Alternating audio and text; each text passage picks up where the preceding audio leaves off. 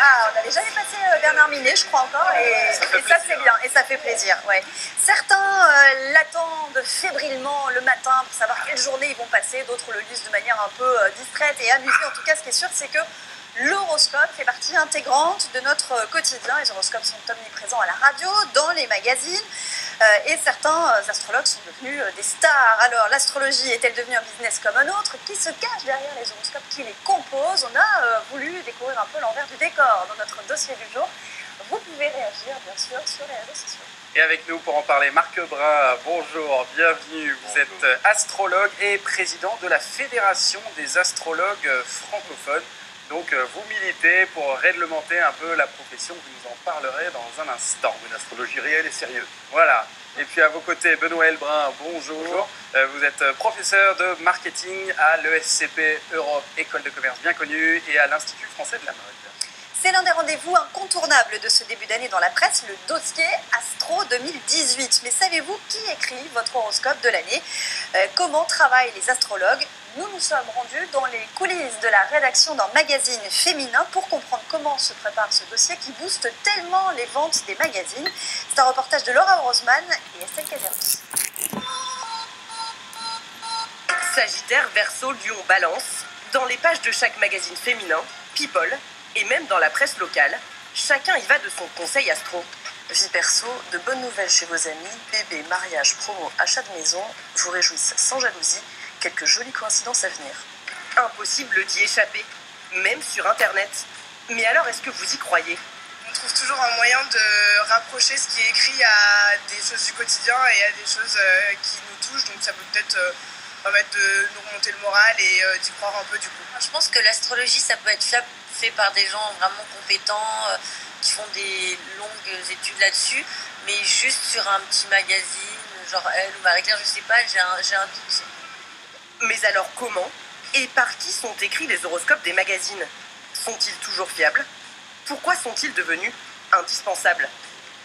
Dans la rédaction de cet hebdomadaire féminin, le dossier horoscope de l'année, c'est l'un des best-sellers pour le magazine. Alors rien n'est laissé au hasard. Mais du coup, je sais pas ce que tu as choisi. On a fini par choisir, parce que je n'étais pas à une réunion, les illustrations. 3 semaines avant sa sortie, c'est l'heure des premiers choix d'illustration pour le dossier astro. Ça, ce sont en fait des propositions du service photo pour illustrer les signes. Il faut que ce soit séduisant aussi quand on a envie de rentrer dedans, et c'est important de bien illustrer. De la même manière que lorsqu'on fait un sujet, quel qu'il soit, beauté, société, on essaie de trouver la meilleure illustration possible pour valoriser le sujet. On traite l'astrologie exactement comme toutes les autres rubriques dans le magazine. Et la caution sérieuse de la rubrique horoscope, c'est lui, Marc Angèle, l'astrologue maison depuis bientôt 20 ans. Pour rédiger ses prévisions pour chaque signe du zodiaque, il travaille de chez lui plusieurs mois avant l'apparition du magazine. Alors un astrologue, son outil de travail principal, c'est un livre qui s'appelle Les éphémérides. Ce sont des calculs, en fait, un tableau très rébarbatif pour les profanes. Et en fait, sur ces tableaux, sur ces éphémérides, on peut voir les mouvements planétaires. C'est comme une partition de musique. Voilà. Donc chaque astrologue va lire la même partition, mais va l'interpréter en fonction de ses connaissances, de son intuition, etc. À partir de ces calculs, il interprète l'influence des planètes sur chaque signe, rédige ses prévisions, qui arrivent sur le bureau d'Isabelle, en charge de remettre en forme ses textes. En fait, je voudrais changer cette phrase. Une influence notable sur votre entourage. De bons conseils pour les autres, non, c'est pas bon. En moyenne, il faut 1 semaine pour lire, relire et réajuster les prévisions. Et si la rédaction y met autant d'efforts, c'est parce que le numéro spécial Astro est un numéro qui se vend très bien. C'est vraiment un dossier important qu'on met en couve. C'est le seul dossier vraiment dédié à l'horoscope qui fonctionne et qui est vecteur de vente. L'astrologie vecteur de vente. Le magazine sort même chaque année un hors-série dédié, vendu 6,90 €. Depuis 2 ans, la rédaction développe la rubrique sur son site internet avec des articles inédits, des vidéos, toujours avec son astrologue star. L'astro est vraiment un vecteur de trafic important et très regardé, et c'est bon pour notre image de toute façon. Pour nous, ce n'est pas un coût énorme, à part un coût pigiste qui est normal, parce que Marc Angèle est aussi un pigiste. C'est un astrologue, mais c'est un pigiste de la même manière que je peux avoir un pigiste pour la cuisine, pour les animaux. On prend des gens qui sont spécialisés dans leur domaine. Mais tous les contenus astrologiques sont-ils réalisés de manière aussi sérieuse? Il y a 2 ans, Johan, développeur informatique, s'est intéressé de près aux horoscopes d'un quotidien gratuit qu'on retrouve dans le métro. Je trouvais que les gens s'y intéressaient vraiment beaucoup, y accordaient de l'importance, alors que ça ne semblait pas forcément très crédible. Résultat, il s'est amusé à récupérer toutes les prévisions des horoscopes du quotidien sur 4 années. Il les a compilées, mises dans une base de données et étudiées.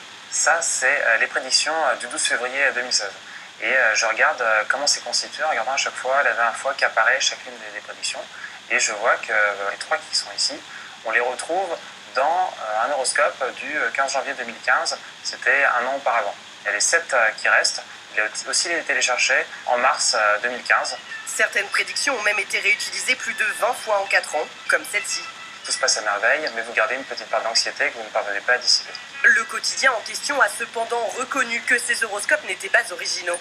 Certaines sociétés se sont spécialisées dans la fourniture d'horoscopes tout faits.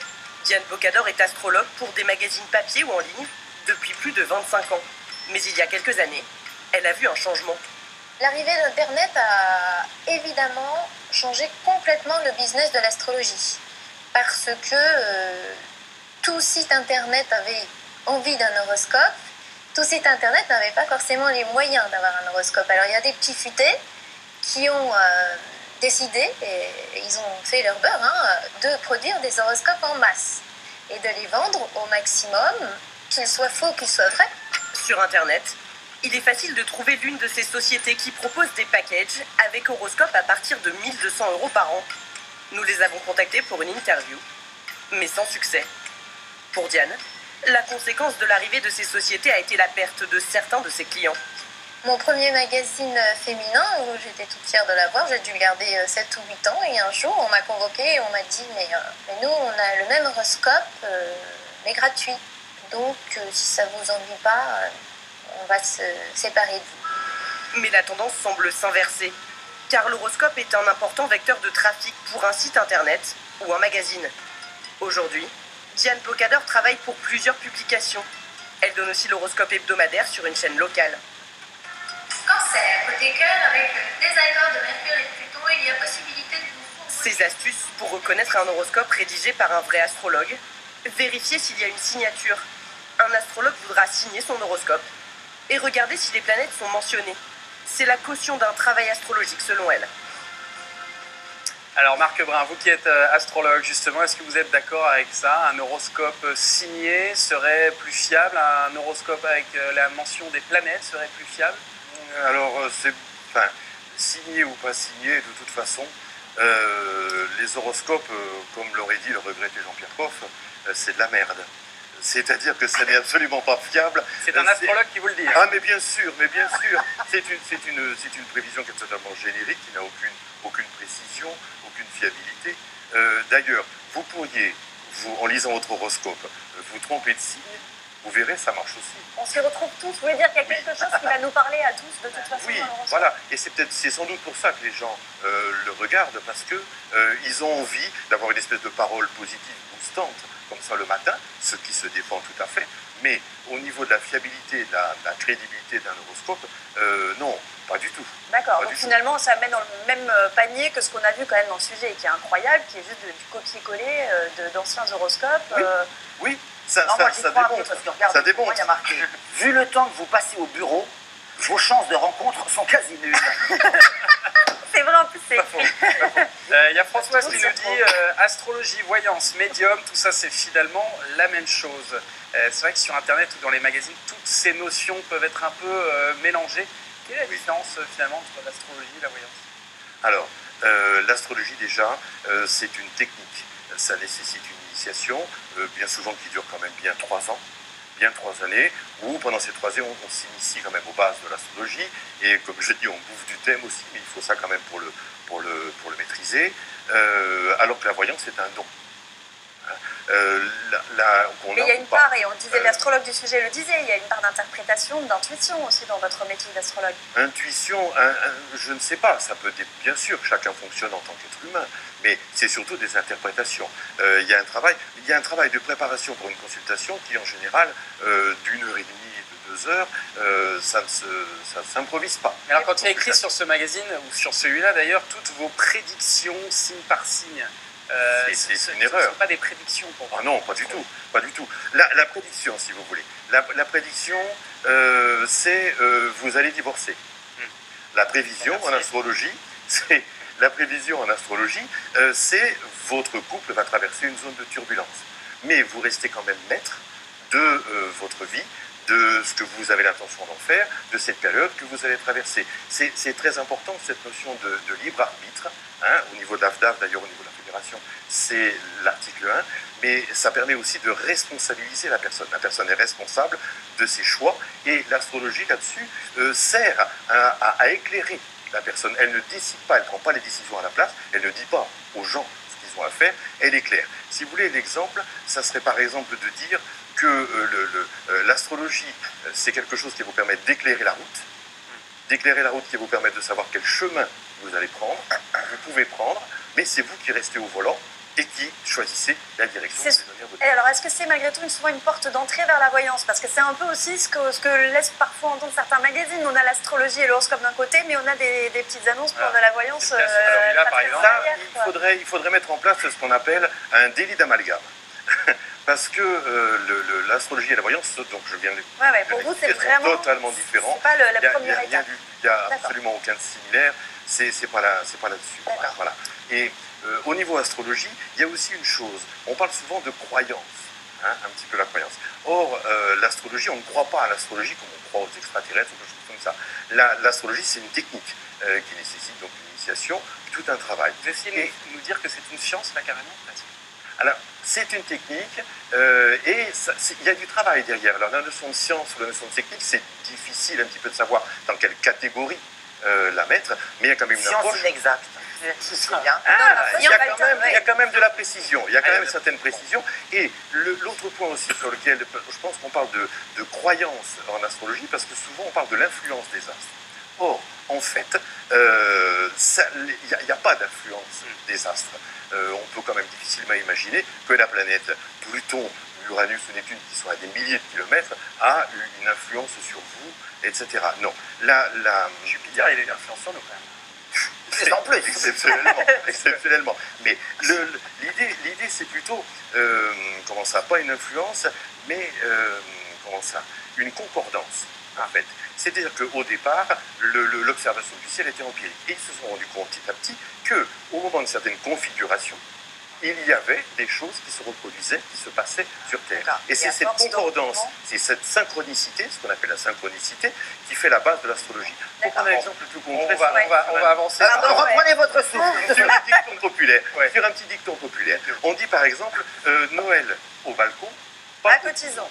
On est bien d'accord que ce n'est pas le soleil de Noël qui a une influence sur le froid de Pâques. C'est la concordance. C'est simplement les anciens se sont rendus compte que quand il faisait froid, quand il faisait chaud à Noël, il faisait froid à Pâques. Les bases de l'astrologie c'est à peu près la même. Sur ces concordances. Alors, on a une question de Sylvie qui nous dit: à chaque nouvelle année, les magazines font plein de numéros spéciaux sur l'astrologie. Vouloir connaître à tout prix l'avenir, n'est-ce pas finalement le signe d'une société qui a besoin d'optimisme? Est-ce que l'horoscope est là pour nous?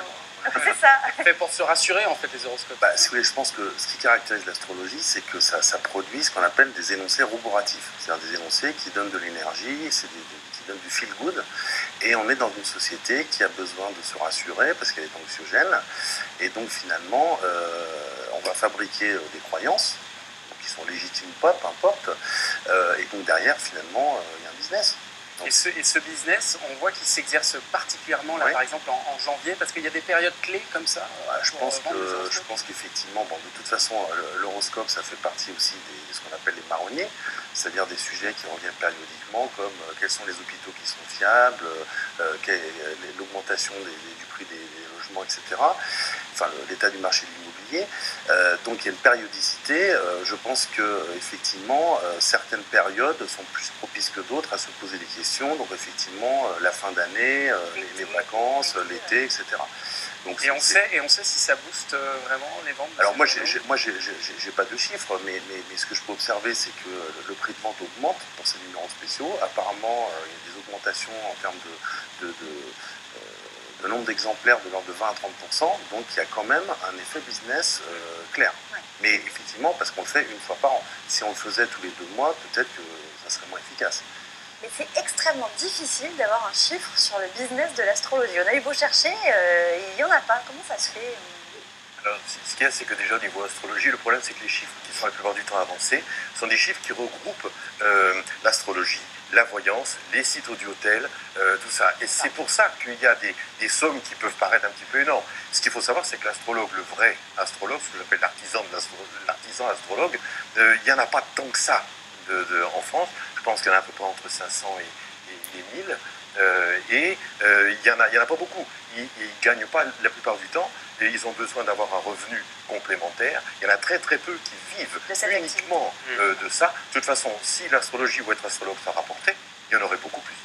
Si on revient au magazine, il y en a certains qui proposent, et on le voit même, de maigrir selon son signe astrologique. Et là on se dit c'est du marketing, c'est un dur quoi. Ça peut également l'âme sœur en fonction de son astre. Ouais. C'est la fabrication d'un système de croyance. Donc ce qui compte, c'est pas la vérité, parce qu'il n'y a pas de vérité. On s'aperçoit que les horoscopes, en fait, ne sont jamais vérifiés, il n'y a pas de sanction. On ne va pas dire, ah ben ils se sont trompés. C'est rarissime. Donc ce sont des énoncés suffisamment généraux qui vont doser subtilement le positif et le négatif. Parce que si c'était uniquement positif, ça ne serait pas crédible. Si c'était uniquement négatif, ça ne serait pas attractif. Donc on va donner de l'énergie avec des propos généraux.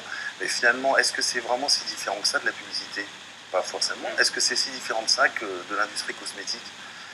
Tout le monde sait que les produits cosmétiques ne servent à pas grand-chose, mais pourtant on a envie d'y croire. C'est ce qu'on appelle en marketing l'effet Père Noël. Ça s'appelle l'effet Père Noël. J'y crois, mais j'y crois pas. Non, mais il y a des grandes prédictions quand même économiques, par exemple, non? Il n'y a pas des Elisabeth Tessier? Je ne sais pas ce qu'elle faisait. Mais ce qui est vrai, c'est qu'il y a certains astrologues qui ont influencé des grands hommes politiques qui pourtant pourraient paraître François Mitterrand, pendant des années, puisque tu parlais d'Elisabeth Tessier, il a vu Elisabeth Tessier. On ne sait pas trop si c'est à cause de son charme naturel ou pour ses prédictions. En tout cas, il la voyait souvent, notamment à l'époque de la guerre du Golfe en 90-91 et du traité de Maastricht en 92. Donc, pour savoir si c'était le bon moment, qu'est-ce qu'il fallait faire, quand est-ce qu'il fallait interroger les gens, c'était amusant. De Gaulle, il l'a vu pendant 25 ans, le célèbre Régulus, c'est-à-dire Maurice Vasset, il l'a vu pendant 25 ans d'affilée. Ronald Reagan, dans les années 80, quand il avait failli se faire assassiner, sa femme Nancy avait fait venir un astrologue toutes les semaines pour faire son agenda et suivre son parcours exactement par un astrologue. Donc ça rigole pas quand même, des gens y croient. En tout cas, je ne sais pas s'ils y croient, mais il y a des similitudes de signes astrologiques chez les présidents chez nous, chez les présidents de la République. D'après vous, quel est le signe astral qui revient le plus souvent chez les présidents? Les lions, non? Ouais. J'ai l'impression. Ouais. Mais à égalité avec un autre signe, figure-toi. Vous le savez ou pas? Non. Il y a eu plein d'études qui sont faites dessus et qui ne sont pas toujours concordants. Bon, a priori, Lion et Verseau, en tout cas, c'est les deux signes qu'on a vu le plus. Ceux qui ont des ambitions présidentielles. Ça fait Fabien et toi. C'est ça. On fasse quelque chose. Il est gagnant, à mon avis. On était Lion. Question de Valérie. Existe-t-il un diplôme d'État pour l'astrologie pour être sûr de ne pas avoir affaire à des charlatans? Hélas non. Hélas non. Il y a donc qu'il y a des formations. Mais... Il y a des formations qui sont en général couronnées par une attestation, comme quoi on a suivi, mais hélas, il n'y a pas de diplôme. Et c'est dommage parce que ça serait quand même une façon d'encadrer la profession, de lui donner quand même une reconnaissance officielle, un sérieux. Ça permettrait aussi que quand quelqu'un cherche un astrologue, il en cherche déjà un qui est diplômé. Donc ça serait déjà un plus. Et donc nous, au niveau de la FDAF, on travaille régulièrement. On a déjà des dossiers qui sont prêts pour pouvoir faire tout un cursus de formation pour pouvoir s'initier à l'astrologie, avec même un petit cursus supplémentaire de psychologie pour ceux qui voudraient éventuellement faire de la consultation en astrologie. Ça, c'est la différence qu'on fait entre une discipline et une pratique. C'est pour ça qu'Elisabeth Tessier a absolument voulu faire une thèse à la Sorbonne pour faire passer l'astrologie comme discipline, de la même façon que Alain Bauer a voulu avoir une discipline qui est la criminologie à l'université, qui est aujourd'hui une discipline universitaire. Donner une forme de respectabilité. Oui, parce que c'est le critère de véracité, c'est le critère de légitimité institutionnelle. La psychanalyse aujourd'hui, personne ne la remet en cause comme discipline. On peut la remettre en cause sur ses effets, mais pas comme discipline. Elle est rentrée dans le champ disciplinaire universitaire. On a Flora qui nous dit: j'ai pris rendez-vous avec un astrologue, mais il demande 200 € en liquide pour 30 minutes de consultation. Je trouve ça excessif. Quels sont les prix moyens d'un astrologue? C'est pas plus cher qu'un gynécologue à Neuilly. Hein, c'est peut-être moins utile. Ouais. Enfin bon. Je sais pas. Je ne vais pas chez le gynécologue, je peux pas vous dire. Ouais, et pour le coup, les gynécologues sont des scientifiques. Ouais. Mais déjà, je veux dire, là, je pense que la réponse est déjà dans la question. Là, il y a quelqu'un qui dit, non seulement c'est cher, il va être payé en espèces, on va en liquide, 30 minutes. Non, mais normalement, est-ce qu'il y a des codes là aussi de consultation? Là aussi, si c'était encadré, si la profession était encadrée, il pourrait y avoir des tarifs. D'une manière générale, une consultation astro, ça coûte entre les 80 et 140 €. Pour combien de temps? Pour 1h30 à 2 heures de consultation. Mais vous faites quoi? Un thème astral? Le thème astral, tout à fait. Alors, la plupart du temps, il y a d'abord l'étude du thème astral, du thème natal. Ensuite, il y a l'actuel. Et après, il y a une étude prévisionnelle. Question maintenant de Viviane qui a remarqué une chose dans les journaux: les horoscopes sont toujours sur la même page que la météo. Tu peux nous montrer d'ailleurs, Fabien, c'est effectivement le cas dans le célèbre Parisien, avec cette page qui est extrêmement lue, hein, paraît-il la plus lue de tout le Parisien. C'est pas hasard. Bah non, c'est pas un hasard en fait, c'est une stratégie de légitimation parce que la météo, ça fait sérieux, ça fait scientifique, parce qu'on sait que derrière, il y a des satellites, il y a entre guillemets de la science, et surtout la météo a été légitimée parce qu'elle rentrait dans le cadre du journal télévisé. Donc du coup, ça faisait partie des informations qu'on partageait qui n'étaient pas discutables. Alors que finalement, la météo pendant très longtemps, c'était on allait chercher des gens qui avaient un flair. Mais même aujourd'hui, ça ne marche pas toujours la météo. Donc on peut se dire aussi que l'astrologie, ça ne marche pas toujours. Oui, mais ce que je veux dire, c'est que encore une fois, on fabrique de la croyance, on fabrique de la perception, c'est en gros le marketing. Et donc, du coup, on va chercher des outils de légitimation. Et je pense que ça, c'est le principal outil de légitimation. Et la voyance va se raccrocher à l'astrologie, qui elle-même se raccroche à la météo. Donc, il y a une chaîne de légitimation qui se fabrique dans les médias. Et quel est le public visé, le plus large possible? Alors, moi, je pense que ça peut toucher n'importe qui. Je ne pense pas qu'il y ait de catégorisation sociale ou professionnelle ou de genre. Parce que, comme je disais tout à l'heure, on y croit sans y croire. Même les gens qui vont vous dire « je n'y crois pas » vont quand même jeter un coup d'œil quand ils sont chez le coiffeur ou chez le dentiste, dans le magazine féminin ou dans le Parisien. Donc on va toujours aller vérifier quelque chose pour se rassurer. Puis encore une fois, comme c'est un énoncé qui est général, enfin si je prends le cas des horoscopes, on ne prend pas de risque. C'est ça, on ne va pas se faire de mal. Pas de risque. Et c'est vrai que même les recruteurs ont tendance à y jeter un petit coup d'œil, beaucoup plus qu'on ne le croit. Oui, c'est ça, c'est dans la même idée. Finalement, ça peut toucher tout le monde. Et même les recruteurs, pourtant, ils sont face à des candidats très humains et très concrets pour le coup. Et bien certains profitent quand même des renseignements qu'ils peuvent avoir sur les dates de naissance et donc sur les signes astrologiques d'éventuels candidats. Alors, il y a des tas d'études qui ont été faites sur les différents profils. Je pense notamment à celle de Kappa.fr, qui est un site de recrutement. Ils ont croisé et compulsé les données de 10 000 demandeurs d'emploi pour dresser une sorte de profil astral du demandeur d'emploi. Alors on y apprend que les cancers seraient les plus nombreux parmi les demandeurs d'emploi, que les taureaux sont ceux qui obtiennent les salaires les plus importants en moyenne, à l'opposé des poissons qui seraient les moins ambitieux. Donc on est à quasiment à 1 400 € de moyenne de salaire pour les poissons. C'est vrai que Gérard a très bien négocié son salaire. Voilà, Gérard et taureaux. Que ceux qui naissent en hiver ou à l'automne seraient moins au chômage que ceux nés au printemps ou à l'été. Donc il fait bon d'être scorpion, sagittaire ou verseau si on veut travailler tout le temps. Alors ça paraît assez loufoque. On se dit évidemment que ça ne concerne pas tous les DRH qui nous écoutent, qui travaillent. Moi je rentre pas dans une entreprise comme ça. Bon, mais on trouve que c'est loufoque et en même temps, on en est toujours sur la même idée que dans les faits, ça ne mange pas de pain. Et il y a une étude qui a été faite par le département de psychologie de l'université de Bordeaux 2 qui se rend compte que le recrutement d'un cadre sur 10 passe de manière plus ou moins importante par l'arbitrage, par la lecture d'astrologues, de graphologues ou de numérologues. Sachant que la graphologie, malheureusement, a tendance à disparaître parce qu'on fait des lettres qui sont tapées, alors qu'avant les lettres étaient manuscrites.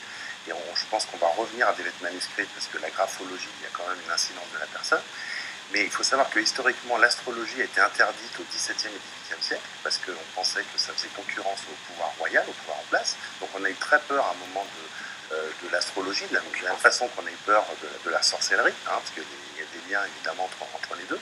Mais moi je pense que, dernière chose, l'astrologie dit quelque chose de notre époque, c'est-à-dire faire confiance dans notre destin, c'est quelque part ne pas croire dans une forme d'autonomie personnelle. Et c'est se remettre finalement à des forces qui me déterminent. Et donc c'est quelque part une façon de renier le fait que l'être humain est capable de s'autodéterminer. Et je pense que ça, c'est quand même un trait caractéristique, malheureusement, de notre époque. Bon, c'est dans l'article 1 d'ailleurs de l'AFDAF qui est les astres qui ne déterminent pas, où on prône la valeur première, c'est la notion de libre arbitre. Et c'est vrai que toutes ces données ont tendance à déresponsabiliser. C'est-à-dire que si on vous dit ce que vous allez faire, dans ces cas-là, c'est plus la peine d'y réfléchir.